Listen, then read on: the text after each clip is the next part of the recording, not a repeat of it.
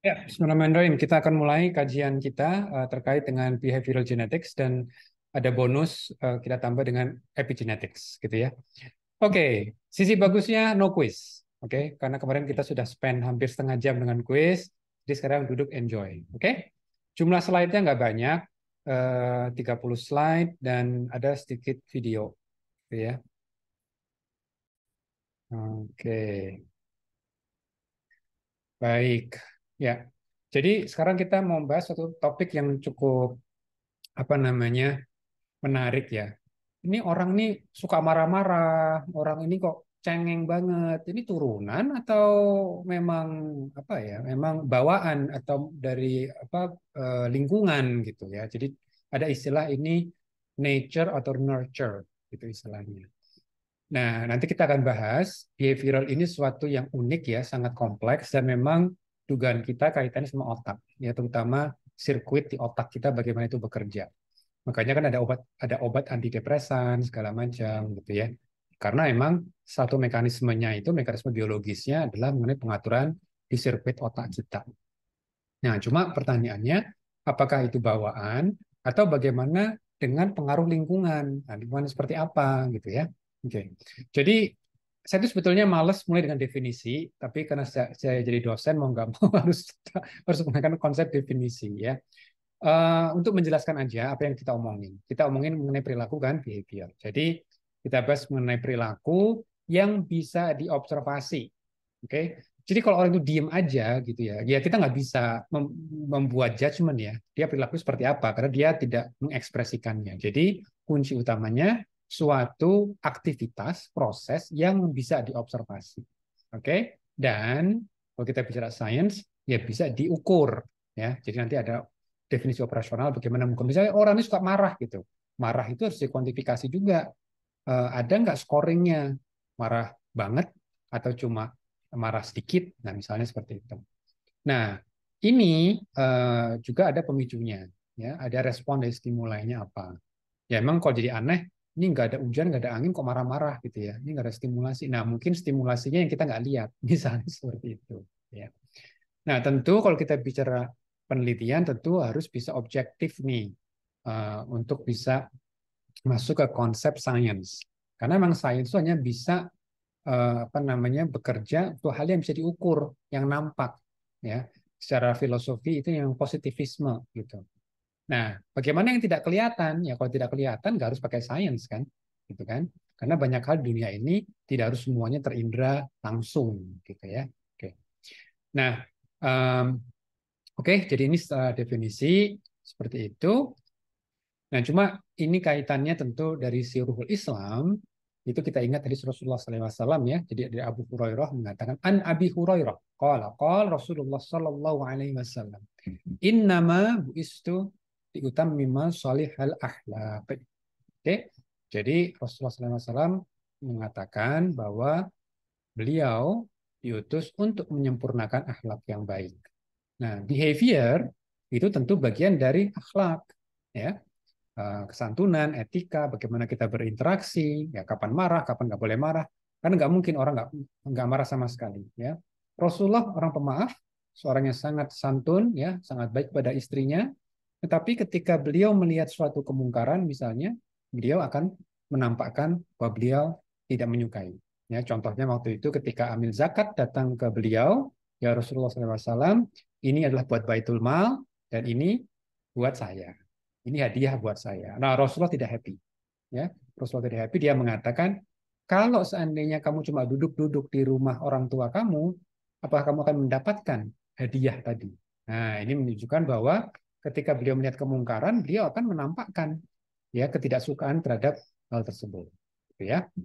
Nah, kalau misalnya kita ingat juga, kalau yang namanya aksi yang tadi bisa diobservasi, nah itu berarti mulai dicatat. Nah, cuma Rasulullah juga mengatakan pena, jadi kita itu kan semua diawasi oleh malaikat, ya, malaikat yang mencatat semua amalan kita, behavior kita, perilaku kita, ya, dan itu diangkat terhadap tiga golongan. Siapa?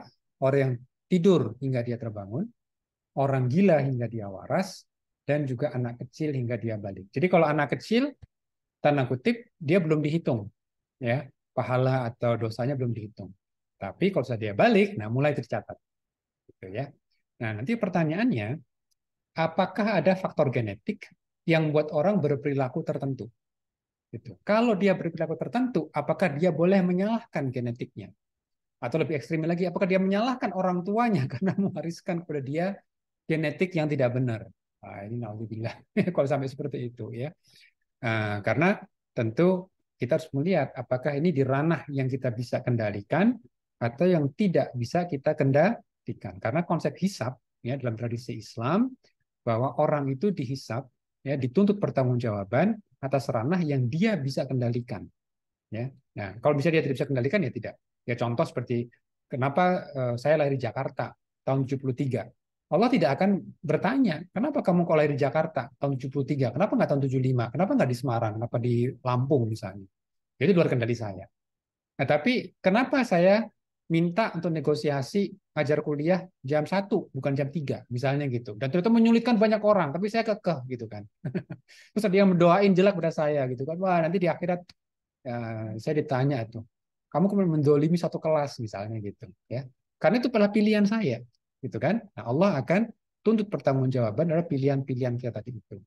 Kecuali kalau satu kelas maafkan saya, nah itu amin ya. Tapi kalau ternyata ada yang grundel gitu kan, nah itu kan banyak kita selalu hati-hati ya, karena doa orang yang terdolimi itu nggak ada hijab, itu langsung ke Allah Taala.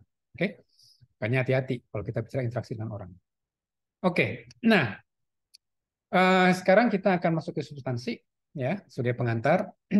Tadi kita konteks ya dalam ruhul Islam seperti tadi. Nah, sekarang pertanyaannya, apa sih sebetulnya objektif dari behavioral genetics? Ya, tentu kita ingin pinpoint apakah memang ada apa namanya variasi genetik yang berkontribusi kepada ini apa namanya heritability trait. Jadi sifat-sifat atau fenotip yang heritable. Gitu. Jadi ini adalah konsep dari behavioral genetics. Cuma diingetin juga, kalau dibalik, tidak ada gen yang bisa menspesifikasi behavior tertentu. Jadi misalnya ada nggak gen marah misalnya gitu. Itu nggak ada. Yang sebetulnya ada adalah variasi genetik tadi itu memodulasi biochemical and cellular pathways. Jadi tetap harus terukur.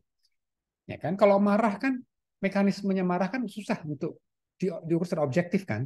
Tetapi kalau hormon yang naik, neurotransmitter yang naik turun itu kan bisa diukur.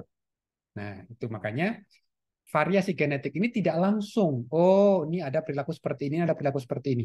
Harus dijelaskan mekanisme secara biologisnya. Ya, bagaimana sirkuit neuronalnya itu yang konsisten dengan fenotip yang muncul. Gitu. Kenapa? Karena nanti kita akan lihat, kalau kita lihat dari studi manusia dan studi mencit ada perbedaan nanti. Ya, kesannya kalau di studi binatang itu konsisten, tapi kalau itu ke manusia, dia tidak bisa langsung kita ekstrapolasikan. Oke. Nah, ini ada 3 hal yang kalau misalnya teman-teman mau baca langsung di papernya, ini papernya di Nipoth and Benetsky, cukup bagus ya 2020, di mana variasi genetik ini bisa berdampak kepada behavior dalam 3 hal. Persepsi sensor, ya, bagaimana kita mendapatkan stimulasi itu, apakah kita mampu mendengarnya, kita mampu melihatnya, ya dari sensorinya, persepsi sensor. Lalu yang kedua, apakah dari apa namanya berdampak kepada circuitry yang ada di CNS, yang di Central Nervous System, gitu ya. Dan yang ketiga, apakah mempengaruhi sistem metabolik, ya.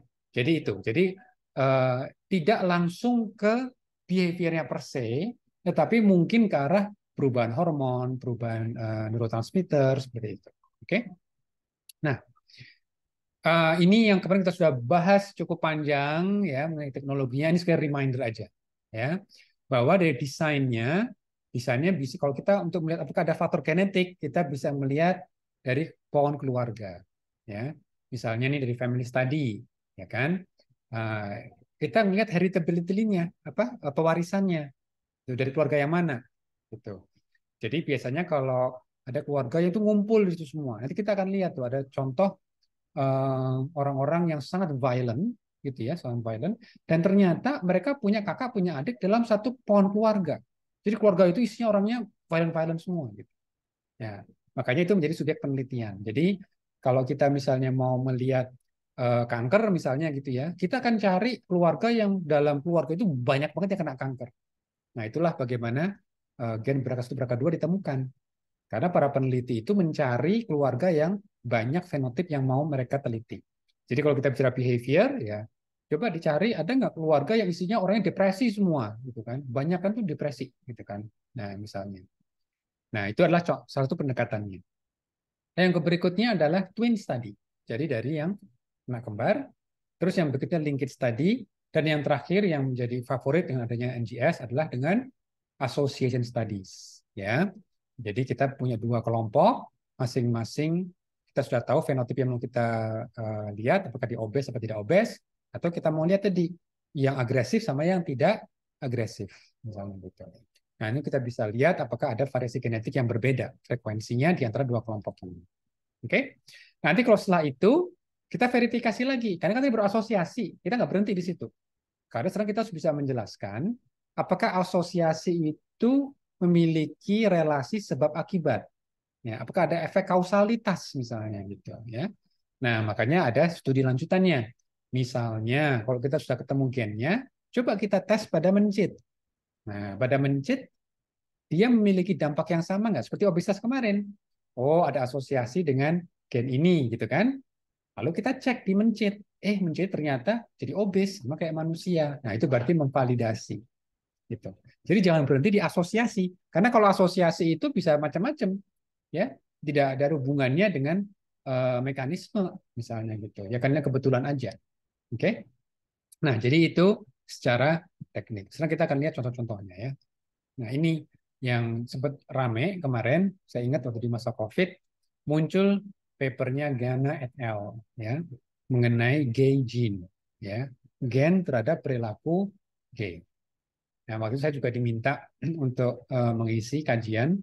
Sebetulnya gay itu pilihan, faktor genetik, atau memang kebetulan aja, random, gitu ya.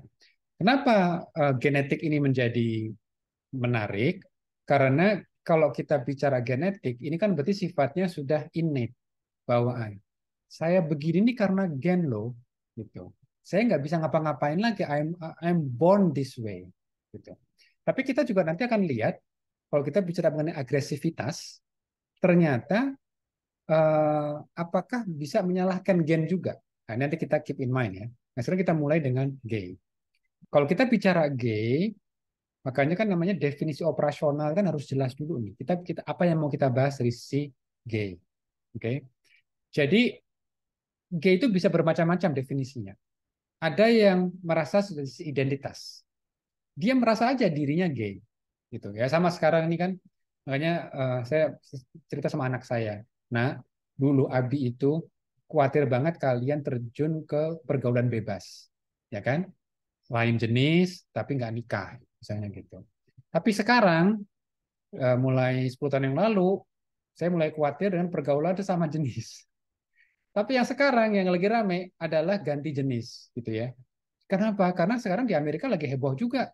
Dia cowok, secara fisiologi dia punya reproduksi apa namanya sebagai cowok, tapi dia mau masuk ke kamar mandi perempuan dan tidak boleh ada orang yang melanggar privasinya.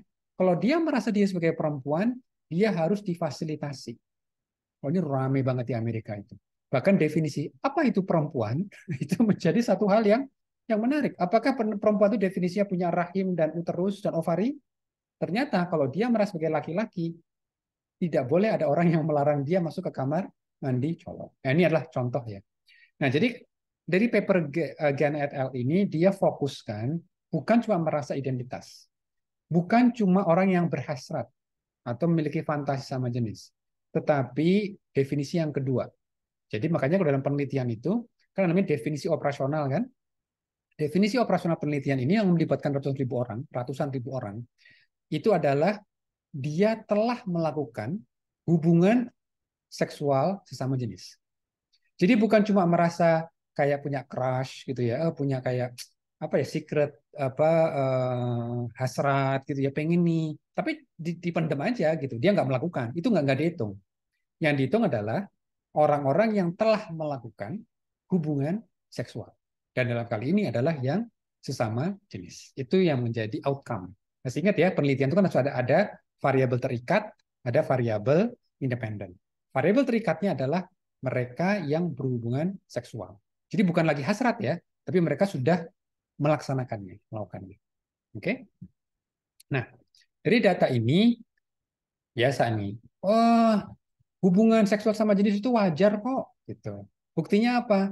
Di alam itu seperti ini. Dan memang secara biologis ada. Ya, jadi hubungan sesama jenis itu paling gampang nanti deh di Idul Adha. Kan banyak kambing tuh. Coba perhatikan yang sama cowok itu. Ya, mereka juga saling berhasrat itu. Ya, naik-naikan gitu ya. Sama jenis, sama kan kita tahu mana yang laki gitu kan. Gitu. Nah, jadi artinya apa? Di hewan itu ada. Makanya di sini ada artikel yang cukup menarik ya di Scientific American mengenai kok bisa cukup banyak ya di animal. Padahal secara evolusi harusnya kan kalau dia hubungan sama jenis itu kan tidak akan bereproduksi. Berarti harusnya akan selected against gitu. Karena kan konsep evolusi itu memperbanyak variasi dari offspring kan gitu. Nah sementara kalau dia itu berhubungan sama jenis kan offspringnya kan nggak nambah, variasinya kan juga tidak nambah. Berarti kan tidak ada advantage di sana gitu. Makanya ini menjadi satu eh, apa dilema ya, jadi enigma buat para biologis gitu kan. Nah makanya mereka memajukan suatu hipotesa bahwa keragaman perilaku sesama jenis ini itu sebetulnya dulu memang ancestor kita itu nggak peduli mau dia sama laki atau dengan perempuan, dia berhubungan dengan semuanya gitu kan, gitu. Jadi indiscriminate, ya kan? Karena apa? Karena toh ada juga mereka yang berkopulasi yang dengan lawan jenis kan toh juga tidak selalu menghasilkan keturunan kan? Dan kita juga tahu misalnya mandul misalnya berkali-kali mereka berhubungan seksual gitu kan, tetapi toh juga nggak punya anak gitu. Nah, jadi artinya apa? Artinya karena yang berhubungan lain jenis pun belum tentu bisa punya anak, berarti ya mereka juga nggak ada masalah kalau berhubungan sesama jenis gitu. Ya, itu hipotesa yang mereka lagi pikirkan untuk menjelaskan kenapa kok umum sekali di alam ini gitu ya. Tapi yang menarik di ujung paragraf memang mengatakan begini. Ini adalah presentasi hipotesa kami. Tetapi we suggest nothing ya about conceptualizing human sexual behavior. Nah, kenapa? Karena kalau udah kita bicara behavior manusia, walaupun memang kita punya kesamaan dengan hewan ya. Nah, makanya kan dalam Al-Quran kan ada tuh kal al-an'am, manusia yang seperti hewan ternak. Ada kan? Kalau di Quran seperti itu kan sampaikan bahwa memang ada kesamaan antara manusia dengan hewan ternak. Tetapi kita, dan di sini Al-Quran mengatakan kita tidak bisa jumping to conclusion menggunakan sains untuk membuat argumen normatif terhadap manusia. Itu dia, ini satu bentuk kehati-hatian seorang ilmuwan, gitu ya, bahwa tidak bisa kita. Jadi data dari binatang itu bisa istilahnya memberikan clues, kira-kira mekanismenya seperti apa, tetapi tidak berarti bisa langsung diterapkan pada manusia, karena manusia itu layernya lebih lebih kompleks. Makanya contohnya seperti kemarin saya sampaikan kan, orang lapar itu akan secara instingtif akan makan. Kalau kita melaparkan hewan, gitu kan, lalu kita berikan di depannya makanan, itu dia otomatis akan makan. Tapi kalau manusia bisa diatur. Walaupun dia lapar, tapi dia tahu dia harus puasa. Walaupun ada digoda dengan banyak sekali makanan gitu ya. Nah, kita mah woles aja. Karena apa? Karena kita manusia. Gitu ya. Jadi ada level ya dalam circuitry saraf kita bahwa ternyata manusia itu makanya Allah jadikan dia sebagai apa namanya orang yang ngurus dunia, ya kan? Nah, khalifatul fil ard, ya kan? Untuk ngurus dunia. Karena dia tidak serta merta budak terhadap nafsunya. ya kan? Dia punya sistem nilai, dia punya ini, ya. Nah, jadi anyway, tapi kalau kita balik ke masalah gay tadi itu, ada nggak sih clues ya data-data awal terkait dengan faktor genetik ini? Clues yang pertama kali itu muncul dari studi monozygotic twins, jadi anak kembar. Oke, jadi dari studi anak kembar ini, kalau kembar monozigot kan dia independen dari lingkungan ya, karena kan secara genetiknya sama. Dan mereka menemukan tingkat kesamaannya sekitar 30-40%. Tidak begitu tinggi memang. Tapi 30-40% itu lumayan tinggi sebetulnya, sepertiga. Gitu kan? Gitu. Nah, ini adalah clues yang pertama. Dan yang memang menjadi agak kontroversial, karena penelitian pertama itu yang Binhammer tahun 73, saya waktu itu lahir, ya, itu dia sendiri seorang gay. Jadi artinya ada kesan dia berusaha menjustifikasi apa yang dia pikirkan selama ini, gitu kan? Bahwa dia itu born this way, gitu. Oke? Oke. Nah, ini adalah papernya large scale GWAS. Nah, mungkin teman-teman udah paham ya sekarang GWAS ya. Makanya kemarin kan kita betul-betul drill gitu ya mengenai konsep bagaimana GWAS itu dilakukan ya. Ada dua macam kelompok, kita lihat variasi genetiknya. Variabel terikatnya adalah same sex sexual behavior. Ini behavior artinya sudah dilakukan. Bukan cuma hasrat ya, tetapi mereka emang sudah melaksanakannya. Ini adalah gambarannya dua-dua kelompok. Ini konsep dari apa membandingkan apakah ada variasi genetik. Ini teman-teman udah hafal nih lihat gambar ini gitu ya. Jadi kalau gambar ini yang paling bawah, ini ada nggak variasi yang beda banget antara dua kelompok. Makanya di sini adalah cut off dari p-values. Ini p-value-nya tinggi banget. Oke? Nah, lalu mereka akan cari apakah ada variasi genetiknya dari orang-orang yang mengaku telah berhubungan seksual sesama jenis. Oke? Ada sekitar 500.000 partisipan. Jadi ini angkanya gede banget. Ini bukan studi kaleng-kaleng, ya. Jadi studi yang melibatkan banyak banget. Dan ada 5 variasi gen ternyata yang mereka temukan, ya kan, dengan fenotip G ini. Tapi yang uniknya varian tersebut itu juga berasosiasi dengan apa? Kemampuan indera penciuman, kebotakan, dan juga perilaku berisiko, ya, penggunaan marijuana. Oke, jadi ternyata orang-orang ini yang pada fitur gay tadi itu ternyata juga ada perilaku berisiko. Jadi kayaknya orang ini emang tipe-tipe orang yang suka bereksplorasi mungkin gitu kali ya. Nah, tapi kalau kita lihat masing-masing gen tadi itu kontribusinya itu cuma sekitar 1%. Nah, namun kalau misalnya kita balik, misalnya orang itu sudah diketahui nih lahir dia punya punya gen ini gitu kan, apakah dia akan menjadi gay? Ternyata positive predictive value itu kecil sekali. Jadi bisa dibilang almost impossible untuk memprediksi bahwa dia akan menjadi gay. Jadi beda kayak obesitas kemarin. Obesitas kemarin kita memiliki angka yang lumayan tinggi kan, sensitivity-nya mungkin 19%. Itu masih lebih bagus. Ini nggak ada 1%. Jadi emang kecil sekali gitu kan, kecil sekali. Nah makanya dari sini kita tidak bisa mengatakan bahwa gay itu perilaku tadi hubungan seksual tadi itu adalah genetik. Kenapa? Karena kontribusinya sangat-sangat kecil. Yang pasti tidak ada namanya gay gene. Tidak ada satu gen gay. Jadi ini tidak bakal monogenik. Kalau kemarin kita bahas mengenai obesitas, ada yang poligenik, ada yang monogenik, ya kan? Nah, yang monogenik itu berarti nggak ada. Itu udah clear tidak ada. Oke?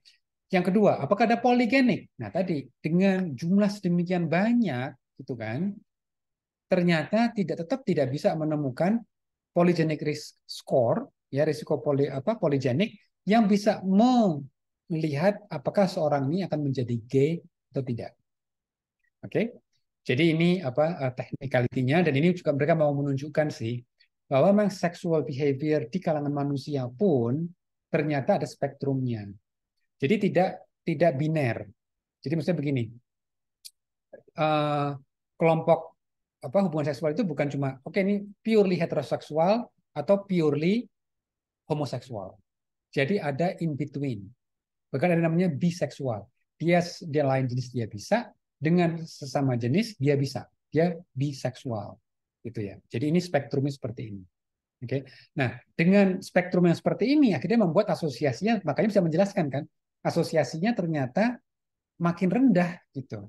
Ya, karena tidak tegas, ya kan? Oke. Jadi di sini dikatakan the SNPs that reach genome-wide significance had a very small effect. Cuma 1,1%. Itu kecil banget, ya kan? Cuma 0,1 apa namanya? 0,1 itu odds ratio-nya kecil banget, ya kan? Nah, jadi istilahnya kalau mau dilihat kontribusi anti genotype ini itu 4% dibandingkan 3,6%. Cuma sekitar 0,4% higher. Prevalensinya itu cuma segitu. Gitu ya. Jadi ini memang sangat-sangat sangat kecil sekali. Oke. Nah, dan ini adalah adjustment-nya dengan traits yang lain bahwa ternyata dia juga ada kaitannya dengan fenomena severe psychiatric atau mental health traits seperti depresi misalnya gitu ya. Oke. Jadi kalau variasi yang sama yang mereka pikirkan itu mungkin masih ada hubungan dengan tadi dengan perilaku seksual, ternyata variasi gen yang sama justru memiliki asosiasi yang lebih kuat dengan tadi psychiatric disorder seperti depresi dan sebagainya. Oke? Okay? Dan di male dan female itu beda. Apa namanya gennya beda. Jadi kalau misalnya di sini ya, ini yang female, ini gen yang terkait homoseksualitas di female, yang ini sama lesbian misalnya gitu ya. Yang ini itu beda gen. Kalau yang laki itu yang ini. Nah, jadi gennya beda, nggak sama. Gitu. Jadi sudah ada perbedaan juga antara pria dan wanita. Ya, anyway, tapi sekali lagi angka itunya kecil sekali ya. Risikonya yang ditemukan asosiasinya itu kecil sekali. Oke, jadi itu dari sisi sains seperti ini, maka ini sudah mulai menjelaskan bahwa data dari Gaijin ini menjelaskan tidak ada tidak ada satu gen yang bisa menjelaskan perilaku G. Yang kedua, kalaupun ini polygenik, ini berarti kemungkinan kaitannya dengan lingkungan, ya, dengan persepsi. Ya, karena manusia sekali lagi dia punya sesuatu yang berbeda dengan binatang. Kalau binatang dia sekarang udah terkungkung kan, dia udah kekunci di apa yang Allah telah tetapkan pada binatang itu. Tapi kalau manusia itu bisa nyiasati. Ya, jadi makanya disitulah muncul kenapa harus ada Quran, kenapa kita perlu petunjuk, gitu ya. Karena manusia itu sebenarnya butuh petunjuk. Karena kalau dibiarkan sendirian, itu manusia bisa bisa wild banget, gitu ya, bisa benar-benar udah nggak peduli, gitu ya. Nah itu di situ. Nah, baik. Sekarang saya akan masuk terkait dengan genetic variation yang satu aja dari tiga. Saya pilih yang kaitannya dengan high order circuits of the central nervous system. Jadi bagaimana variasi genetik itu bisa mempengaruhi apa yang terjadi crosstalk antar neuron kita ya di sistem saraf pusat. Ini ada gen yang namanya warrior gene, ya, monoamine oxidase tipe A. Oke, kenapa disebut warrior gene? Jadi ini ada story ya mengenai serial killer. Dan di Indonesia udah mulai banyak nih. Kemarin siapa tuh? Dukun yang bunuh sampai 12 orang ya. Dan dengan tangan dingin. Sama sekali tidak ada rasa bersalah apa gimana. Enggak, dia bunuh aja. Ya, dukun pengganda uang gitu ya. Dan ada juga yang kemarin banyak sekali ya orang yang bunuh berkali-kali gitu ya. Nah, di tahun 2010 seorang hakim di Italia itu membuat sejarah dalam pengadilan, yaitu menurunkan hukuman yang tadinya dia harus dihukum 10 tahun menjadi 9 tahun atau 9 tahun jadi 8 tahun. Jadi dikurangi setahun. Kenapa dikurangi? Karena ternyata oleh pengacara terdakwa ini dilakukan tes genetik. Dan dia ternyata membawa variasi MAOA ini, monoamin oxidase ini. Oke. Nah, monoamin oxidase ini ternyata berasosiasi dengan apa yang disebut dengan fitur agresif, behavior yang agresif. Gitu ya. Oke. Coba kita lihat papernya. Di tahun 93 itu ada peneliti di Belanda di Nijmegen ya. Di Nijmegen itu banyak ahli genetik ya. Bahkan Prof Sultana, beliau juga di RC itu memiliki banyak kolaborator di Nijmegen ya karena memang itu center untuk studi genetik.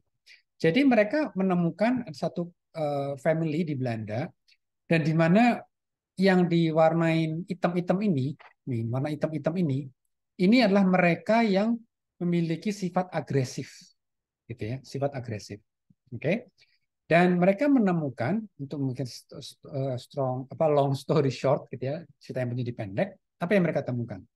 Jadi mereka cek ini yang affected, yang behaviornya betul-betul agresif ya, rapist, kriminal, pembunuh, perampok. Jadi ini di keluarga ini gitu ya. Oke. Lalu mereka gunakan kontrol dari keluarga yang sama. Jadi ini seperti ini ya. Ini yang hitam, ini yang putih. Yang putih berarti dia orang normal. Jadi keluarga ini bukan semuanya kriminal gitu ya. Ada yang normal juga gitu ya. Lalu mereka lihat setiap yang warna hitam itu variannya adalah T, sementara yang normal variannya adalah C. Nah, ada juga yang heterozigot CT. Tapi yang betul-betul apa namanya bermasalah adalah T. Yang normal dia C atau homozigos C. Normal dia C. Tapi yang bermasalah T. Jadi segregasinya ini udah betul-betul kayak wow, almost perfect. Ini jarang loh studi seperti ini. Ini perfect banget gitu ya. Jadi kita jadi tahu oh. Lalu mereka cek eh, apa namanya konten dari ininya monoamin oksidase-nya ya. Jadi monoamin oksidase activity jadi monoamin oksidase. Jadi monoamin oksidase itu adalah satu enzim di otak yang tujuannya adalah memberikan tambahan amin pada neurotransmitter. Neurotransmitter ada serotonin, ada asetilkolin, ada norepinefrin gitu kan. Nah, tugas dari enzim ini adalah dia melakukan oksidase pada amin, pada gugus amin. Ketika dioksidasi di gugus amin ini, maka neurotransmitternya jadi nggak berfungsi lagi. Oke? Dan ini dalam biologi diperlukan supaya jangan sampai kebanyakan neurotransmitter ini. Nah, ternyata mereka lihat orang-orang yang sangat agresif ini, yang kriminal-kriminal ini, dia konten dari monoamin itu kecil. Jadi ini adalah gambarannya. Ini adalah affected males. Jadi ini adalah 3 orang ya yang bermasalah ya. Dan sementara ini yang normal kontrol ya atau non carrier female. Ini jadi di keluarganya dia tidak membawa karier. Jadi setelah mereka cek ternyata di baseline itu hampir nggak ketemu apa namanya aktivitas dari monoamin oksidase ini. Oke. Okay? Sementara kalau saudaranya yang normal, apalagi yang perempuan, karena memang ini kaitan dengan ini ya, X-link. Jadi yang affected itu cuma laki-laki dan lokasi dari monoamin oksidase ini di kromosom X. Karena laki-laki cuma punya satu kromosom X, kalau ternyata satu ini termutasi, dia nggak punya backup, ya, makanya X-link. Tapi kalau perempuan, karena perempuan kan punya XX, ya kan, satunya mutasi, yang satunya masih punya, gitu. Makanya istilahnya karier females, gitu. Ya, berarti dia sudah termutasi juga, tapi dia punya satunya lagi masih normal.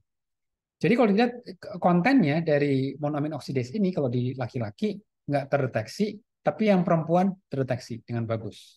Oke? Nah, yang kontrol juga terdeteksi, ada angkanya. Kalau ini malah kurang dari 1. Dan kalau distimulasi dengan dexamethasone gitu ya, dengan dex gitu ya, dia akan muncul kalau dia normal, ya kan muncul dari 10 menjadi 100, 32 jadi 100, 27 jadi 100, 3 kali lipat lah minimal muncul gitu kan. Tapi kalau yang ini sama sekali nggak muncul. Jadi kayak betul-betul puff gitu nggak ada. Dan dampaknya apa? Berarti ada eh, penambahan, ada beban di neurotransmitter. Ya, jadi serotoninnya tinggi banget gitu kan. Nah, akhirnya apa ya? Mungkin ini bisa tadi meningkatkan risiko dia menjadi seperti itu. Oke? Okay? Nah, bagaimana kalau pada mencit? Nah, pada mencit kita serang bisa knock out. Jadi kan ini pada orang dia tidak punya monoamin oksidase. Oke? Okay? Apa yang terjadi pada mencit kalau kita hilangkan monoamin oksidase-nya? Nanti kalau suaranya nggak kedengaran, kasih tahu saya ya.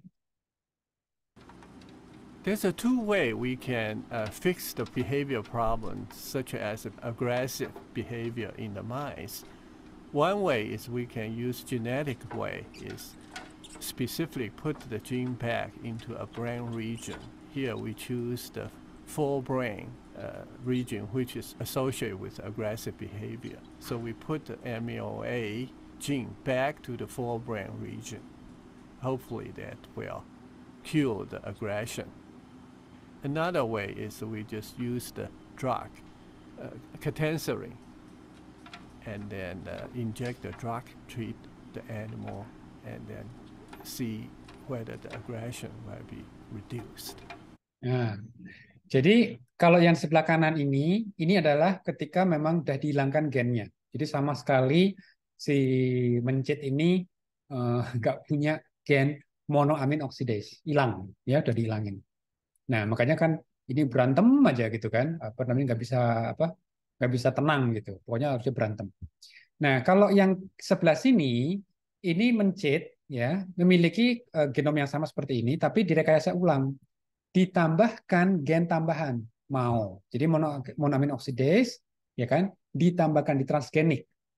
Nah, akhirnya yang ini kan tadi dia tidak begitu ini kan tidak begitu agresif. Kalau kita lihat nih ya. Jadi perhatikan yang sebelah sini region which jadi is kalem kan? associated with Nah, jadi aggressive kalem. Karena behavior. apa? So we Sudah di put the rescue. MAOA. Yang tadinya dia nggak punya gennya udah hilang, tapi ditambahin. Jadi istilahnya kayak terapi gen. Nah, kayak terapi gen. Di gen terapi dia bisa balik.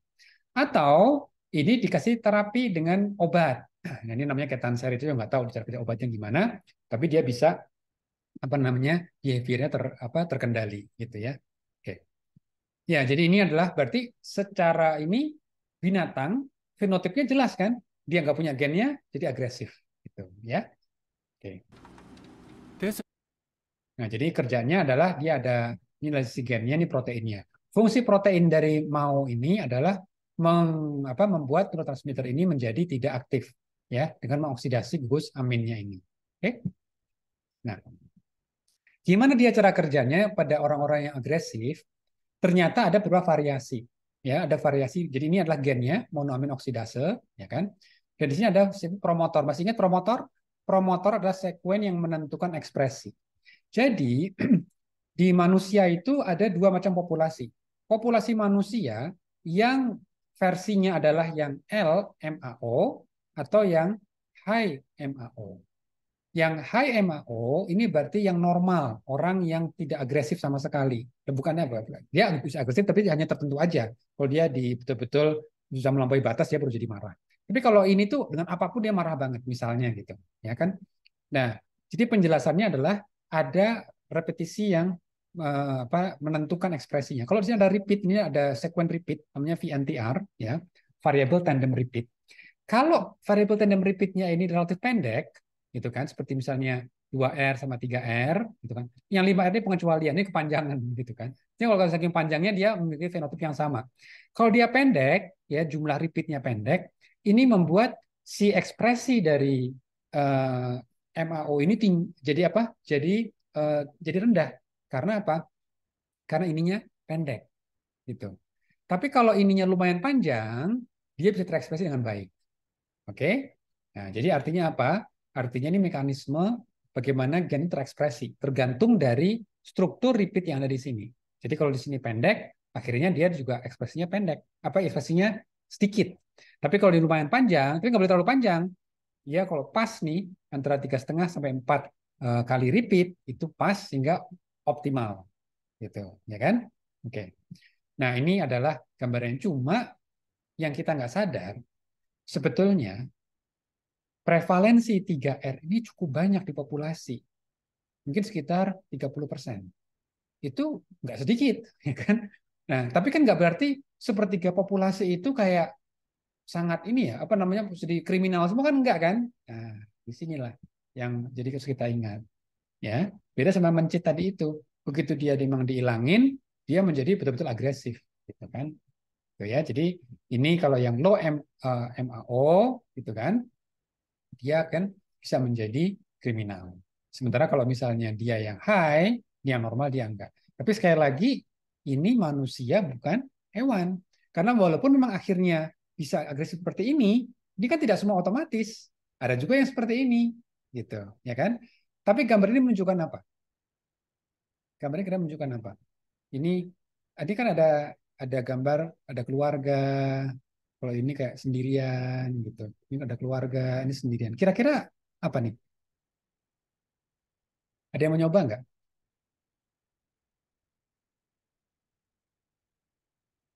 Oh, ini bukan kuis kok ya. Jadi saya harus maksa jawab.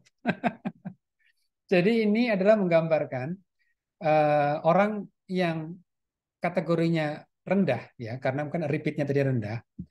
Itu kan berarti dia tidak punya cukup banyak monoamin oksidase untuk apa namanya, menonaktifkan neurotransmitter kan. Nah, cuma masalahnya apa? Eh, ini tidak otomatis dia akan menjadi kriminal seperti ini. Tergantung ketika dia kecilnya. Kalau dia kecilnya dalam family yang nurturing, happy family, dia bisa mengendalikan amarahnya. Tapi inilah contoh di mana anak ini mungkin tidak terurus, ya. Ayahnya tidak ngurus, ibu tidak ngurus, gitu kan. Anaknya akhirnya menyendiri. Ini akan membuat dia berisiko menjadi seperti ini. Wah, jadi dua macam orang ini gennya sama. Dia sama-sama short repeat, ya kan? Tetapi kenapa yang ini tidak menjadi kriminal? Karena dia tumbuh kembang di keluarga yang sangat harmonis, yang sangat nurturing, gitu ya. Jadi ini menunjukkan apa? Gen itu tidak semata-mata bisa menjadi ini apa namanya alasan. Nah, is having a bad gene makes you criminal? Jawabannya no. Karena harus ada adverse environment. Ya, apakah ada trauma? Misalnya mungkin dia udah gennya seperti itu, terus dia mungkin menyaksikan perilaku yang sangat traumatik buat dia. Ya, misalnya dia menyaksikan adult, ya orang dewasa membunuh orang yang lain di hadapannya misalnya gitu ya, atau menyiksa di depannya, dan dia menyaksikan itu, ya, ya itu akhirnya mungkin bisa jadi ada adverse, ada tambahan second hit gitu istilahnya. Jadi first hitnya adalah ini, tapi dia punya second hit ini. Nah, maka dari sini ini menunjukkan bahwa gen memang tidak semata-mata bisa menentukan fenotipnya seperti tadi. Nah, saya sekarang mungkin akan switch sedikit. Kalau tadi kita bicara genetik, sekarang saya mau bahas mengenai epigenetik. Karena apa? Untuk melihat konsep peran lingkungan, ya, adverse environment terhadap perilaku, gitu ya. Oke, kita lihat video lagi mengenai rats yang suka grooming anaknya, gitu ya. Epigenetics is a study of a change in an organism's behavior based around modification of gene expression as opposed to actually altering the genes themselves. So you're not changing the genes, you're just changing how they're expressed. So some scientists, I'm not sure what they were doing with their life, but they just saw some mother rats licking baby rats, and at a later point in time they thought, oh, these baby rats seem to be exhibiting different behaviours to these other baby rats which were licked differently. So they've got high licking and low licking mothers, and the high licking mothers are the ones that lick the babies lots and lots and lots, and the low licking mothers hardly lick the baby rats at all. And what they found was the offspring of mothers who lick the babies a lot tend to be much more calmer, much less aggressive, and don't tend to exhibit strange or abnormal sexual behaviour. Whereas the babies whose mothers didn't lick them a lot tend to be more aggressive and exhibit abnormal, stranger sexual behaviour. So they did an experiment where they fostered these babies out to high licking mothers and low licking mothers. So basically what you do is you take a baby who is from a high licking mother, and then when that's grown up and then she has babies of her own, those babies are given to a low licking mother. And the baby from a low licking mother, when she's grown up and she has babies of her own, her baby is given to a high licking mother. So they're fostered out. So there's no link in terms of the genes. And what they found is exactly as I've explained. High licking mothers, less stressed, less aggressive babies when they're older. Low licking mothers, more aggressive babies when they're older, and different sexual behaviours. So it wasn't a biological mother that determined behaviour in the baby rats, is actually the foster parents, the foster mother. So it showed there's a sequence of biochemical events triggered by the mother licking the baby, which cause a change in the expression of the DNA of the genes, which led to a change in the rat's behavior when they were older. So this. Ya. Nah, jadi ini ya apa namanya? Oke, ini saya akan skip. Oke. Epigenetics is Sorry. Ya. Jadi yang terjadi adalah, yang teman-teman sudah ingat ininya ya. Jadi ada konsep metilasi gitu ya. Ada konsep epigenetik. Jadi sekuennya tetap sama, tetapi ketika terjadi proses metilasi, nah metilasi penambahan gugus metil di sini, maka gen yang ada di sebelah kanannya tidak terekspresi dengan baik. Ya. Jadi seperti kayak menggunakan apa ya, tip X kalau zaman saya dulu, ya. Jadi dia tidak menghilangkan teksnya, cuma menutupin doang, sehingga tidak bisa terbaca. Nah, sementara kalau yang ini hipometilasi atau sedikit termetilasi, teksnya bisa dibaca. Oke. Jadi ini kaitannya dengan ini. Ketika si mother ini leaking pada apa namanya pada bayinya, ada proses metilasi di bayi ini di otak si bayi itu lebih sedikit. Sementara pups yang sendirian tidak dipeduliin sama sama ibunya, metilasi tinggi banget. Ya, metilasi tinggi banget. Nah, dampaknya apa?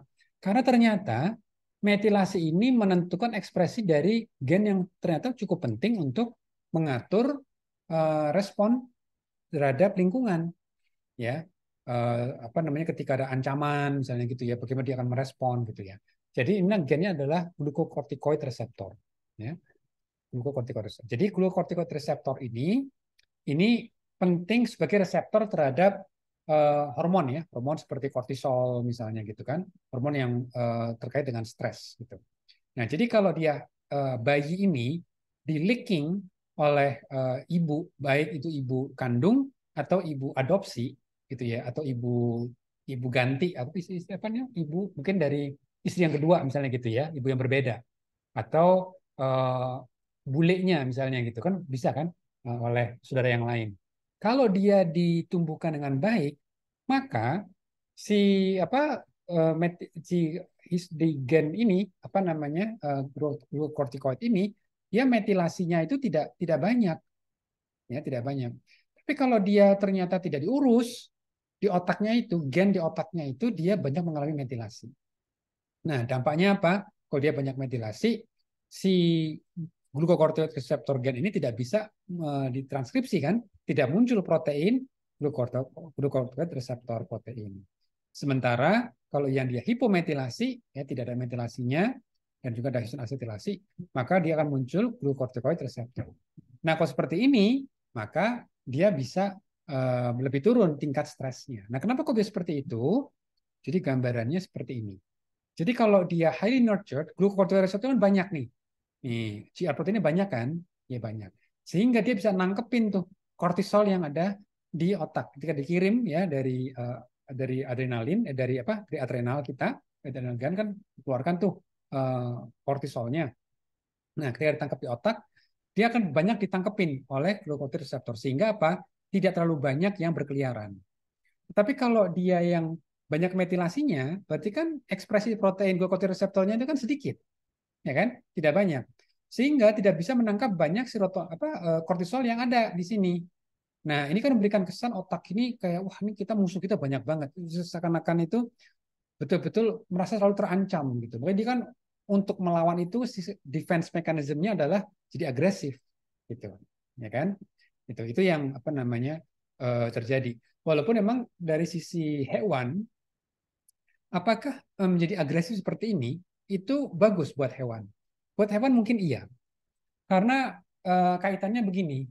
Kalau kita bicara secara apa alami gitu ya, hewan itu kan dia tidak bisa menciptakan alamnya sendiri ya. Beda sama manusia. Manusia itu ketika lihat hutan dibabat jadi perumahan, jadi komplek. Lihat sawah dibuat jadi perumahan, jadilah rumah mewah, yaitu rumah apa itu mepet sawah gitu kan. Nah, tapi kalau mencit dia itu kan nggak punya kemampuan untuk menciptakan lingkungannya, ya kan?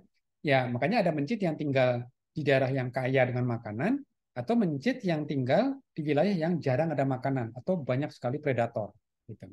Kalau dia hidup dengan mama mencit yang sangat apa namanya peduli, dia mungkin bisa aja tenang gitu kan, nggak gitu stressful. Kalau ternyata di wilayahnya itu makanannya banyak, ya kan? Sehingga dia tidak perlu menghadapi bahaya untuk mendapatkan makanan. Karena makanan itu seakan-akan udah kayak dia keluar pintu, udah ada di pintu, udah ada makanan. Karena banyak banget makanannya. Oke? Tapi kalau mencit yang tinggal di wilayah yang jarang makanan, atau dia harus berjuang menghindari kucing, gitu kan, menghindari apa namanya binatang buas yang lain, gitu kan, atau menghindari manusia misalnya, itu mungkin ada manfaatnya. Dia menjadi sangat agresif karena dia sangat peka terhadap adanya kucing misalnya gitu. Nah, jadi emang kalau kita bicara binatang, itu bisa membantu mereka. Tapi kalau kita bicara manusia, manusia itu kan diberikan Allah Ta'ala itu kan kemampuan yang lebih dari binatang. Ya kan? Nah, harusnya tadi, makanya tumbuh kembang yang baik itu bisa memberikan edukasi kepada anak-anak untuk tidak sampai terdikte oleh genetiknya, gitu ya. Oke. Nah, ini adalah contoh ya studi awalnya ya yang tadi Mas tadi siapa tuh yang di YouTube tadi cerita, ini adalah data penelitiannya. Jadi untuk mencit yang dia itu lahir low grooming, nah, LG, low grooming gitu kan, apa yang terjadi? Metilasinya banyak tuh, tinggi kan, metilasi tinggi, metilasi tinggi. Tapi kalau dia high grooming gitu kan, metilasinya turun, tuh, ya kan, ya, turun. Dan ini adalah sebetulnya kohort ini adalah semua mencit yang lahir dari ibu yang low grooming, gitu, ya. Makanya di sini ditunjukin kalau low sama low dia tetap tinggi metilasinya, ya kan? Kalau dia dipindah ke foster mother yang sangat high grooming, metilasinya turun. Nih, metilasinya turun. Kalau dia misalnya high grooming, ya kan metilasinya kan rendah nih. Tapi dipindah ke mother yang low grooming, langsung naik metilasinya di otak si anak tadi itu. Ya, jadi ini menunjukkan betapa pentingnya faktor lingkungan tadi itu. Bagaimana kita mengembangkan anak-anak kita, gitu ya. Oke. Nah, di Cina juga ada studinya. Jadi ini apa yang dilihat pada mencit, dilihat juga pada manusia. Makanya saya sempat kepikiran tuh untuk saya udah ngomong sih sama dosen kita di psikologi, Bu Okta, gimana kalau kita buat psikologi molekuler gitu?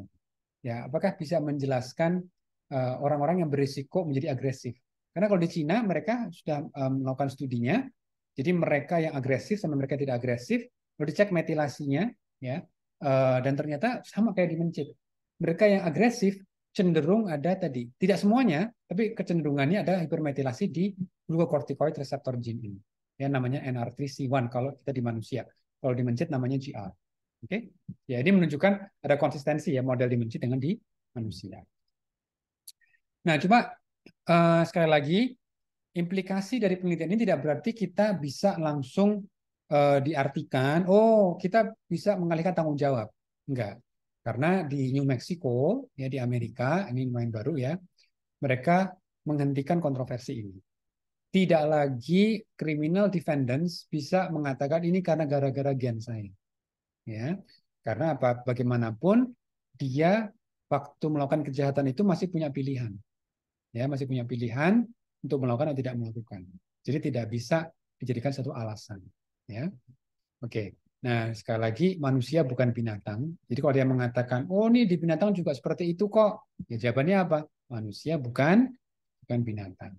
Makanya kan di Quran dikatakan, ya, walaqad dzara'na li jahannama katsiran minal jinni wal ins. Dan sungguhnya kami jadikan isi neraka jahanam kebanyakan dari jin dan manusia. Lahum qulubun la yafqahuna biha. Mereka punya hati tapi tidak digunakan untuk memahami ayat-ayat Allah, gitu kan? Walahum yunun la yubsiruna biha. Mereka punya mata tapi tidak bisa melihat. Nah, ini kan dalam juga ya. Punya mata kok nggak bisa melihat. Ya, berarti kan manusia itu kan yang bukan binatang. Kalau binatang dia hanya melihat apa yang di depannya saja. Kalau manusia itu dia bisa melihat jauh ke depan. Efeknya seperti apa? Risiko ke depannya seperti apa? Gitu kan? Nah, hidup kita ini nanti dihisap apa tidak? Gitu kan? Walahum adanun la yasma'una biha. Mereka punya telinga tapi tidak digunakan untuk mendengar. Ya, lewat aja. Jadi orang-orang yang tidak peduli, ya. Ulaika kal an'am. Nah, mereka itu yang sudah punya dikasih apa namanya fakulti untuk sensor tadi tidak digunakan dengan baik, ya mereka itu kal an'am. Mereka seperti hewan ternak. Balhum adol, dan bahkan lebih sesat lagi.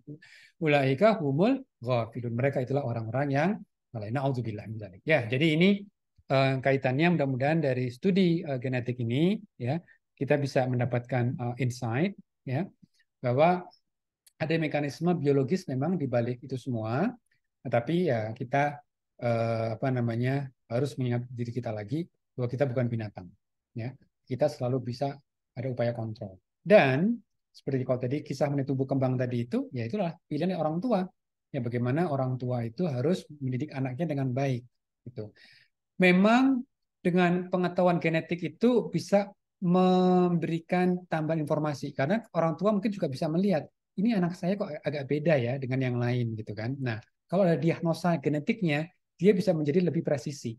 Berarti dia harus memberikan informasi atau dia harus memberikan pendekatan yang lebih intens bahwa ternyata mungkin anaknya perlu tambahan atensi gitu. Jangan dikatakan oh kamu cuma kurang perhatian aja misalnya gitu. Enggak, kalau dia ternyata ditemukan ada tambahan metilasi tadi itu atau ada mutasi di MOA di MOA gen tadi itu ya. Jadi artinya apa? Ini bisa membantu juga sebagai alat bantu. Tapi sekali lagi gen tidak bisa menjadi alasan gitu ya. Oke, baik. Demikian dari saya. Eh, kita punya cukup waktu untuk tanya jawab, misalnya diperlukan. Silakan ada yang mau diklarifikasi. Apa namanya? Karena udah lama kita nggak diskusi ya. Ya, karena waktunya cenderung mepet sebelum-sebelumnya. Silakan. Assalamualaikum, Pak. Waalaikumsalam warahmatullahi wabarakatuh. Ya, materinya menarik ya, Pak, berhubungan dengan genetik dan jatuhnya kayak perilaku ya, Pak ya. Ya. Itu kalau dari genetik itu juga apakah juga nanti bisa menjadi acuan karakter yang mungkin nanti terbentuk kalau dari anak-anak nih ya, Pak ya. Eh ke depannya gitu nggak, Pak? Misalnya karena kan ada nih sekarang kayak anak saya gitu Pak ya, di sekolahnya itu kan apa apa ya, menunjukkan kayaknya ini anaknya sekolahnya untuk sekolah karakternya gitu, pembentukan karakternya. Nah, itu apakah ada memang pengaruh dari apa turunan dari genetik keluarganya juga pengaruh ke situ? Apakah juga selain dari pengasuhan gitu ya Pak, maksud saya? Itu gimana Pak? Ya. Memang di sini kita harus lihat karakter yang seperti apa gitu ya. Seperti misalnya karakter marah, misalnya gitu ya. Yang paling mudah marah. Kalau kita lihat sebetulnya marah itu sesuatu yang baik atau buruk, misalnya gitu, ya kan? Tergantung kan. Eh, Anak yang pemarah misalnya gitu kan, itu baik atau buruk. Kalau dia bisa menempatkan kapan dia marah dan kapan dia nggak boleh marah, itu berarti berarti nggak ada masalah, ya kan? Tapi kalau ternyata dia nggak ada apa namanya nggak ada provokasi atau dia menjadi marah, gitu, itu baru menjadi masalah. Soalnya kan kadang-kadang manusia harus bisa menempatkan ya, harus bisa menempatkan kapan dia apa namanya menempatkan dirinya. Jadi kalau misalnya nih kayak cemburu misalnya, cemburu buat laki-laki itu sebetulnya ada sisi bagusnya. Ya, makanya dalam Islam ada tuh istilahnya laki-laki dayus, ya kan? Apa itu laki-laki dayus? Laki-laki dayus itu adalah mereka yang tidak punya rasa cemburu terhadap istrinya. Jadi ketika istrinya itu misalnya ya bisa ketahuan selingkuh atau bercengkrama dengan laki-laki yang bukan mahramnya dan dia merasa apa namanya nyaman-nyaman aja itu hati-hati. Itu suatu perilaku cemburu yang tidak disukai dalam dalam agama kita gitu. Nah, makanya kalau kita bicara pendidikan karakter, makanya karakter itu kita harus lihat secara tepat ya. Kapan nih anak-anak kita harus berkarakter?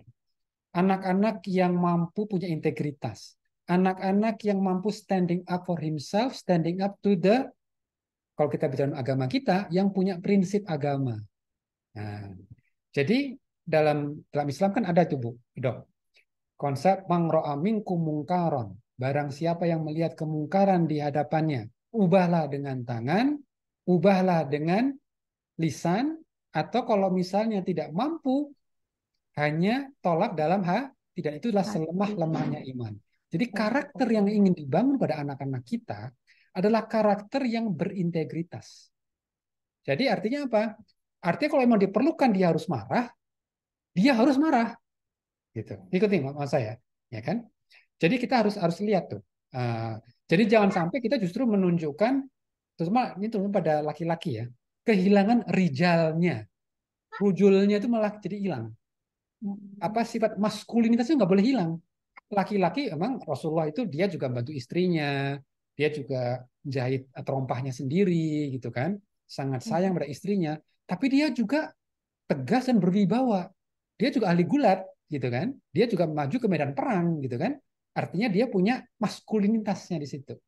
Nah, makanya ini kadang-kadang kalau pendidikan sekarang ini kan kalau kita bicara karakter itu ekstrim gitu. Sehingga yang kita khawatirkan justru anak-anak laki-laki kita justru laki-laki yang tidak punya tulang punggung. Misalnya ketika lingkungannya itu pada ngomongin yang nggak baik, dia ngikut ke bawah. Nah, padahal kalau kita dalam pendidikan karakter, itu kita harus punya batasan operasional yang jelas. Sebagai seorang muslim laki-laki misalnya, dia sebagai kepala keluarga, dia harus punya ketegasan. Tapi ketegasan yang mengayomi. Ketegasan kan tidak berarti harus kasar kan, gitu kan. Nah, kadang nggak boleh juga. Seperti yang sekarang ini kan, kayak Andrew Tate, ini lagi ramai juga di UK gitu kan. Nah, dia seorang convert baru gitu kan. Tapi dia cara dia memandang wanita itu sangat seksi sekali gitu ya, seakan-akan kayak properti dia gitu. Nah, itu nggak boleh juga seperti itu. Karena Islam tidak mengajarkan seperti itu, gitu kan. Nah, makanya di sini kalau kita bicara genetik, memang mungkin ada basis genetiknya. Tetapi kalau memang itu ada, itu bukan berarti justifikasi. Justru itu harus diobatin. Ikuti, dok, gitu Oh, ya. iya. Nah, makanya seperti yang apa namanya obat-obat antidepresan misalnya gitu kan, itu kan akhirnya kita mengakui oh berarti setelah didiagnosa ternyata memang ada tambahan. Jadi kita juga sebagai kaum muslimin harus mengakui ini juga, ya. Jangan cuma menganggap gini, oh kamu kurang iman nih, gitu kan. Kamu kurang tawakul misalnya gitu. Untuk kasus yang sangat ekstrim itu bisa jadi bukan karena dia nggak mau, itu dia udah berjuang banget, gitu kan. Iya. Nah, kalau ternyata dibantu nih, oh ternyata saat diagnosa genetiknya dia mengalami mutasi ini dan ditambah dia punya apa sejarah kelam waktu dia masih tumbuh kembang. Ingat, karena genetik ada tambahan dengan lingkungan kan. Iya. Nah, disinilah pentingnya empati ya sama kaum muslimin. Kadang-kadang kan kaum muslimin kan juga kadang di di Instagram agak ini ya netizen itu julid banget gitu kan misalnya. Seakan-akan gak ada empati. Jangan seperti itu juga. Oh kamu kurang iman, kamu kurang bertakwa, sholat kamu mungkin nggak khusyuk. Jangan gitu juga gitu ya. Ada sebagian orang itu memang lagi struggling. Kan we never know kan, we never know their stories kan, gitu kan. Iya. Nah makanya kehadiran kita itu juga harus ada ear yang empathize gitu yang kita bisa mendengarkan kisahnya seperti apa. Yang mereka butuhkan itu sebetulnya support. Karena seperti tadi, kalau kita bicara epigenetik itu masih bisa diubah kok, gitu kan. Tapi kalau semuanya orang sudah judging duluan gitu kan, ya kasihan. Ya akhirnya dia mungkin angkat senjata, dia tembakin semua orang itu. Ya seperti di Amerika sekarang kan gitu kan, ini lagi rame banget. Di Louisville ini baru aja nih ada kasus penembakan di bank ya kalau nggak salah ya. Nggak tahu dia mungkin langsung stres karena dia dipecat gitu ya, usia masih muda 25 tahun dan dia mungkin merasa dia nggak adil. Nah, contoh seperti itu ya. Atau yang sebelumnya kejadian di apa di sekolah apa namanya di mana itu ya saya lupa, penembakan juga karena dia mungkin agak stres ya, kebetulan dia orang trans ya, orang trans dia mungkin karena posisinya dia stressful akhirnya dia akan nembakin orang ya seperti itu. Jadi gitu dok, artinya eh, genetik bisa membantu, tapi jangan jadikan itu sebagai justifikasi. Justru itu menjadi alat bantu untuk kita terapi. Nah, mungkin gitu ya. Satu lagi boleh Pak? Nggak Boleh, tahu deh, kalau tinggal teman-teman setuju. nggak tahu nih satu apa dua, nggak tahu nambah nanti. Oke. Kalau tadi kan Bapak nyinggung tentang eh, untuk bisa penegakan diagnosis ya Pak ya. Ya. Misal nih ya, mungkin ada kecenderungan penyakit genetik si A, B, C gitu. Itu sebaiknya dilakukan pemeriksaan itu dari mulai kapan ya Pak? Kalau misalnya nih ya memang dia oke lah kalau misal kalau yang model kayak behavior ini kan rada gimana ya Pak? Agak kalau saya bilang sih agak abu-abu ya Pak ngelihatnya gitu karena kan berhubungan dengan perilaku dan untuk mengubah perilaku juga kan butuh waktu gitu ya. Tapi kalau untuk genetik yang memang kayak dengan Mendelian itu kan beda ya Pak ya. Itu maksudnya udah memang sudah terbawa gitu. Itu untuk kita tahu supaya kita bisa misalnya memberikan terapi lebih awal gitu, lebih dini untuk intervensinya gitu. Apakah itu untuk behaviornya ataupun yang lainnya itu sebaiknya kita bisa lakukan screeningnya itu dari mulai usia berapa? Ya. Ya, memang itu menarik ya. Ini bisa diskusi ini bisa mengarah ke parenting, ke arah parenting. Makanya penting dok untuk masing-masing orang tua, bahkan ketika mereka belum nikah nih, ketika mereka belum nikah, itu sudah mulai nih antara pasangan ini harus mulai diskusi. Visi misi keluarga mereka ini seperti apa, ya kan? Karena tujuannya apa? Supaya semakin dini mendeteksi tanda kutip perilaku anak-anak mereka yang mungkin agak kurang normal gitu. Karena kalau mereka dari awal sudah punya visi nih, oke keluarga kita akan kita bawa ke arah sini. Misalnya keluarga yang betul-betul sakinah, mawadah, warohmah misalnya gitu. Itu kan nggak mungkin dari sisi ibunya aja kan. Ayah juga harus ikut. Artinya apa? Karena banyak sekali kasus ya, mereka yang anak-anak yang menjadi apa? Tidak terurus gitu ya, seakan-akan menjadi bengal gitu ya. Itu karena memang misalnya nih contohnya justru kurangnya peran ayah, Iya. terlalu dominannya peran ibu misalnya gitu. Nah, ini ayah-ayah ini, itu makanya waktu sebelum nikah itu harus ditegesin juga nih. Ini kita kalau nanti punya anak, ini tugas kita berdua ya, gitu kan. Ayah harus punya waktu untuk apa namanya? Karena ayah ini kan sebagai mereka yang menetapkan nilai. Makanya kalau kita bicara di Quran, itu yang menetapkan nilai itu siapa? Bukan ibu loh. Sebetulnya percakapan di Quran kebanyakan bukan ibu sama anak kan, tapi kan ayah dengan anak. Betul nggak? Iya. Coba diperhatikan itu. Iya. Karena ayah harusnya juga lebih sensitif, ngurusin anaknya juga. Misalnya, kok anaknya mulai sering bohong ya? Nah, itu udah mulai hati-hati tuh. Karena berarti dia mungkin threshold untuk rasa bersalah dia mungkin kurang. Ayah harus tegas. Gitu kan. Nah, cuma nanti kan tegas nggak berarti udah dipukulin gitu ya. Karena kalau dipukulin nanti ada trauma yang berikutnya. Jadi kita harus tahu kapan mukul. Kalaupun harus mukul, kalau Rasulullah kan mengatakan, ajari dia sholat. 8 tahun nggak sholat pukul. Tapi mukul kan nggak berarti sampai harus kayak dianiaya kan. Gitu. Kan siapa tahu ayahnya justru tidak memberikan contoh yang bagus. Misalnya, ayah justru menggunakan kata-kata kasar. Ayah justru mengkuli istrinya di depan anak-anaknya, maki-maki ibunya di depan anaknya. Ya, itu direkam semua oleh anak, ya kan? Nyuruh anaknya sholat, dia sendiri nggak sholat, misalnya gitu. Anak itu paling sensitif dengan konsep keadilan. Anak itu ya paling sensitif dia. Kok ini boleh, ini nggak boleh? Coba sama anak-anak, dia paling sensitif dengan itu. Nah, ketika anak-anak ini mulai ngambek, mulai berperilaku yang nggak normal gitu kan. Kalau saya pribadi, saya perhatikan tuh dari 3 anak saya, ini yang nomor 2 agak beda gitu. Saya bawa ke Yarsi, ke psikiatris kan di Yarsi ada tuh ada psikiater. Saya ajak ini dan mereka tahu tuh dan mereka bisa tahu caranya ngomong sama anak saya gitu ya. Terus dia cerita, oh kayaknya anak bapak ini Asperger gitu, tapi yang mild gitu. Nah, apa namanya tanpa harus periksa genetik gitu ya. Kan kalau periksa genetik kan juga mungkin belum tersedia juga ya di Indonesia gitu kan. Tapi kita sudah mulai tahu, oh berarti pendekatan saya harus begini, begitu, begini, begitu gitu kan. Nah, berarti saya harus spend time lebih pada anak, terutama nih, terutama ayah. Makanya kadang-kadang saya suka sedih ketika acara parenting, kebanyakan yang datang kok ibu-ibu. Iya, benar, Pak. Ada kemana? Ya kan? Betul Karena, sekali, Pak. karena saya punya sekolah, Bu. Dok, Iya. kita punya tuh acara parenting. Kita akhirnya buat kewajiban. Kalau masih mau disekolahin di sekolah saya, di Mafat Islami School Kalibata, ayah harus datang. Ada Oh, kuotanya. iya. Minimal 1 kali session per semester. Harus datang. Oh, iya, iya. Karena Iya, untuk mak. maksa. Kalau nggak gitu, iya saya juga kerja. Saya juga kerja. Tapi kan udah kasih jadwal kan, gitu. Nah, itu. Betul, Pak. Cara parenting jadinya malah ya. Iya, makanya kemarin Aduh, kalau penting Pak itu. di parenting dibilang Indonesia itu udah federalist itu ya, Pak ya. Oh, fatherless ya. Ya. Federalist itu. Ya kalau makanya sih kemarin pas cari-cari sekolah tuh nyari yang memang ya memang harus ngelibatin dua-duanya sih Pak memang. Dan agak tricky juga sih Pak ngajak suami itu bisa untuk terlibat. Karena mungkin pengasuhan zaman dulu, zaman zaman kami dulu itu nggak seperti itu yang dilihat gitu. Jadi pergeseran ke yang sekarang itu memang apa ya? Kalau saya secara pribadi ngelihat untuk laki-laki itu udah sih urusan anak mah urusan ibunya gitu kan ya Pak. Dulu mindsetnya mungkin dulu seperti itu, tapi sekarang sih mungkin pelan-pelan udah mulai bergeser dan mulai mau terima. Nggak tahu sih apa mereka mungkin nggak banyak info yang didapat tentang itu atau gimana sih juga nggak ngerti. Ya, Ya, makasih Pak. ya sama-sama. Ya emang kayak Rasul aja ya. Rasul kan dia kan yatim, dia nggak punya anak. Nggak punya ayah ya. Waktu dia grow up kan Abdullah kan sudah meninggal. Nah, tapi apa yang terlihat pada pada sosok Nabi kita Muhammad SAW? Tetap ada sosok ayah yang diganti oleh siapa? Abu Thalib.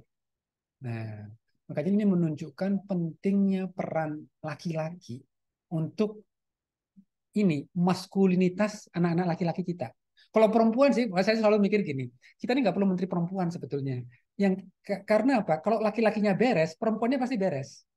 Yang saya khawatirkan ini laki-laki ini, ya dia nggak tahu kapan dia harus bisa menjadi pengayom, ya menjadi apa namanya pemimpin gitu ya, yang bisa mengayomi. Kapan dia harus bisa lemah lembut, kapan dia harus bisa tegas. Itu kayaknya kita udah kehilangan kompas semua. Jadi ini menjadi tantangan besar. Makanya ini ya kalau orang, makanya kalau kita lihat pengajian-pengajian, itu pengajian itu sebetulnya sudah ada kok di kajian apa namanya hadis, Quran. Cuma nggak tahu entah kenapa itu kok missing gitu, kayak kayak kayak nggak dibahas. Saya juga heran, kok kenapa tahu-tahu jadi ibu-ibunya yang aktif ya di taklim gitu ya. Ini ayah-ayah pada kemana gitu kan? Gitu. Padahal sebetulnya sudah ada. Ya paling jelas tadi ayat Luqman tadi itu kan, itu jelas banget. La tusyriku billah, ya kan? Itu ayah mengatakan menanamkan nilai pada anak gitu. Itu sentralisasi ayah. Cuma nggak berarti ibu nggak penting, tetap penting. Karena kan harus ada balance ya. Makanya kalau di keluarga itu, kalau saya lagi marah, ibunya itu yang berusaha ini apa menetralisir.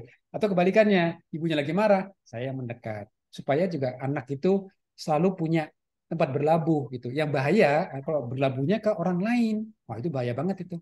Ya, makanya kan akhirnya mereka pada pacaran kan gitu. Karena mereka menjadi sosok ayah atau sosok ibu yang tidak mereka temukan di rumah. Gitu ya. Oke, ada lagi balik ke topik genetik behavior, perilaku. Saya mau nanya Pak, Silakan. Eh, saya punya dua pertanyaan nih Pak. Wih, Yang, banyak yang, banget. yang pertama itu terkait sama sistem melanokortin sentral, terkait sama perilaku. Mm-hmm. Nah, jadi dulu itu saya pernah baca beberapa artikel itu yang menyebutkan bahwa sistem melanokortin sentral itu dia mengatur sebenarnya tiga fungsi utama. Dia sirkuit di otak yang terkait dengan tiga fungsi utama kehidupan, yaitu energi, reproduksi, sama kardiovaskuler. Nah, uh, jadi yang kemudian muncul dari situ adalah begini, apakah ini nanti ada kaitannya dengan puasa ya Pak? Apakah sebenarnya pengontrolan terhadap makan kaitannya sama puasa itu memang ada terkait dengan fungsi reproduksi. Terkait karena ini tiga sistem ini kan berada pada satu sirkuit yang sama nih Pak. Apakah saya belum tahu, cuman kan ini menarik buat saya karena kok ini tiga sistem ini tuh sebenarnya di otak itu diatur di satu sistem yang sama di melanokortin sentral ini gitu. Dan apakah kemudian ini berkaitan sama perintah bahwa kalau dalam Islam kita itu puasa itu disuruh untuk tahan hawa nafsu. Tapi sebenarnya menahan hawa nafsu ini kaitannya sama dengan ada kaitannya dengan puasa karena pada dasarnya ketika kita bisa mengatur balancing energinya kita ini maka kita akan mempengaruhi dua sistem yang lain, yaitu reproduksi dan kardiovaskuler, karena mereka itu sebenarnya diatur oleh sirkuit otak yang sama. Nah, ini sejauh ini tuh penyelidikannya terkait hal ini tuh sampai batas mana sih Pak? Gitu. Itu pertanyaan saya yang pertama. Yang kedua adalah dulu di tahun 2012 saya pernah baca satu artikel lagi Pak. Itu terkait sama perilaku kekerasan pada lansia. Jadi ada satu studi yang itu dia mengecek studi pada orang kekerasan yang dilakukan oleh lansia yang ternyata itu ternyata terjadi di luar kesadarannya mereka. Jadi berdasarkan studi tersebut itu kayak orang-orang para lansia yang melakukan kejahatan, dia menyerang orang, itu sebenarnya melakukannya itu kayak kebiasaan. Jadi misalnya saat dia muda, dia punya perilaku untuk menyerang orang, maka pada saat dia tua itu secara kemampuannya untuk mengontrol perilaku agitasinya itu ternyata lemah, dan dia itu kayak responnya kayak kita itu bilang insting insting untuk menyerang itu Hmm. baik.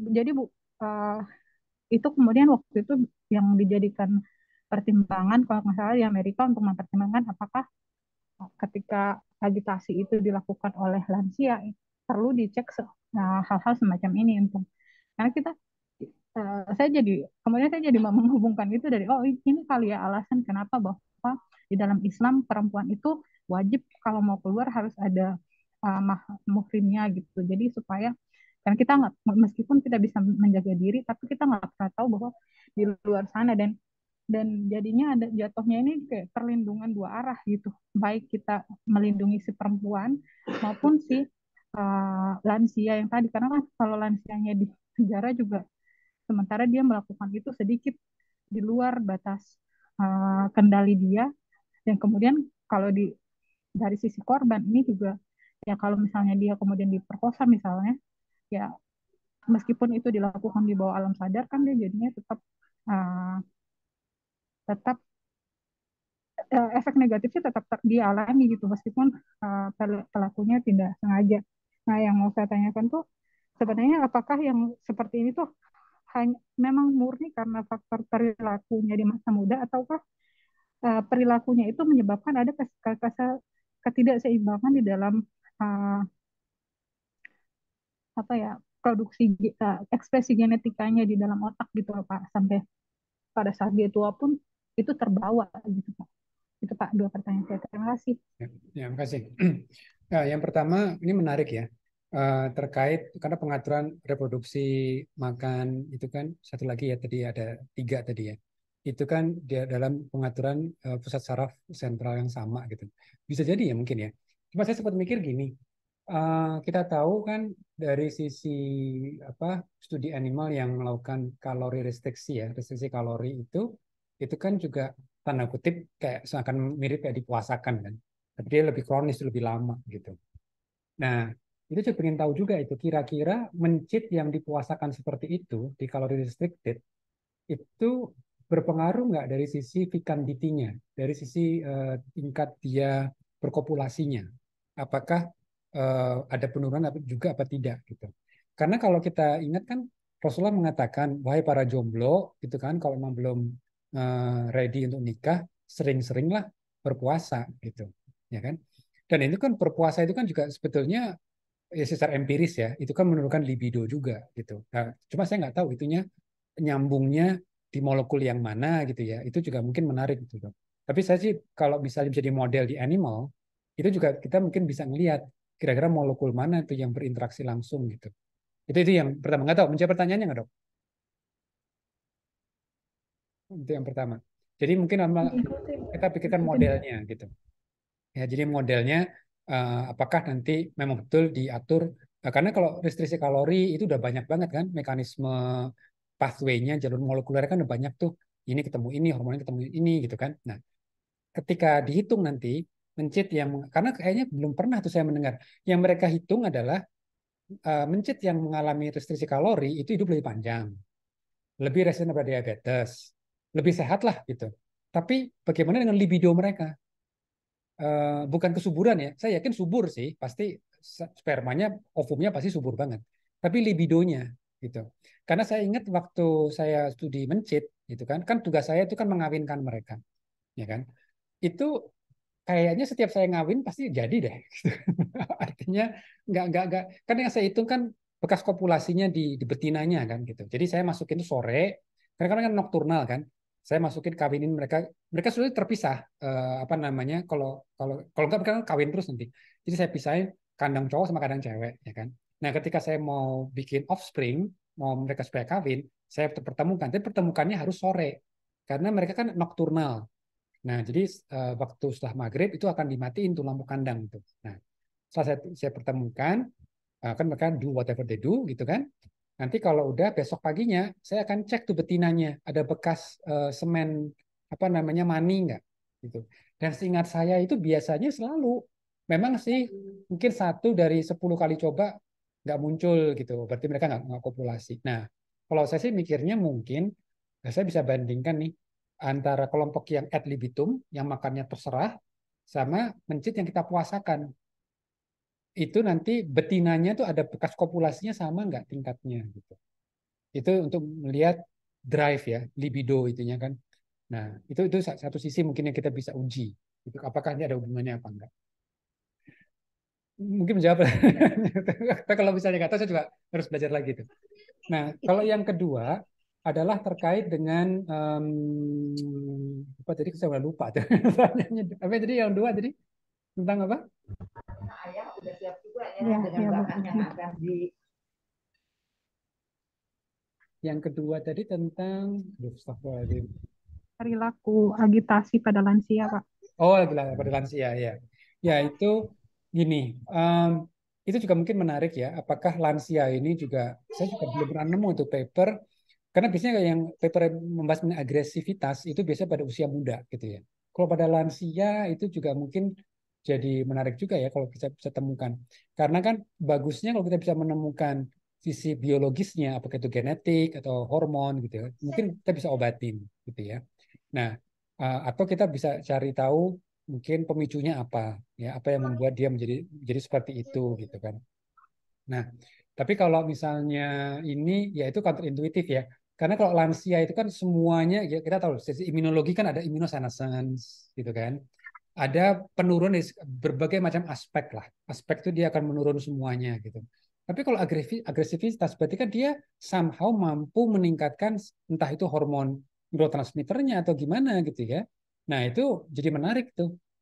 Kalau kita bisa kumpulkan ya berbagai macam lansia. Jadi mungkin kita bisa survei itu di penjara ya. Dari napi-napi yang di penjara itu ambil katakan kasus apa namanya agresif crime gitu ya atau crime yang sangat sadis gitu ya. Berapa banyak yang dilakukan oleh oleh para lansia. Dan mungkin clues-nya juga yang kemarin yang dukun tadi itu kan yang namanya Mbah Slamet itu. Itu kan dipanggilnya kan Mbah itu. Tapi kalau dari sisi penampakannya dia nggak kayak Mbah sih. Karena usianya kan juga baru 60 tahun. 60 tahun buat buat zaman sekarang itu masih muda. masih masih belum gitu pensiun. Lansia sekarang itu bisa 70, 80. Nah, itu baru lansia itu gitu. Nah, itu akan menarik tuh. Ya kalau suka nonton film Hannibal, Hannibal Lecter itu kan dia kan psikopat dan dia lansia ya. Siapa? Anthony Hopkins itu. Nah, itu mungkin bisa menarik. Kok bisa dia bisa sustain tingkat agresivitasnya itu dalam waktu yang cukup lama. Saya belum tahu tuh. Apakah ada jurnal yang bahas khusus dia pada lansia. Tapi makasih dok, itu pertanyaan menarik.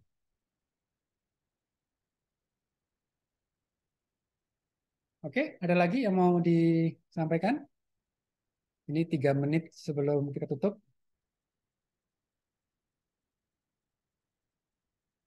Ini mudah-mudahan udah saya record kan ya? Padahal belum saya record lagi. Oh udah. Lupa. Oke, enggak ada kuis, enggak ada kuis ya. Ya, udah cukup yang kemarin, 30 menit sendiri.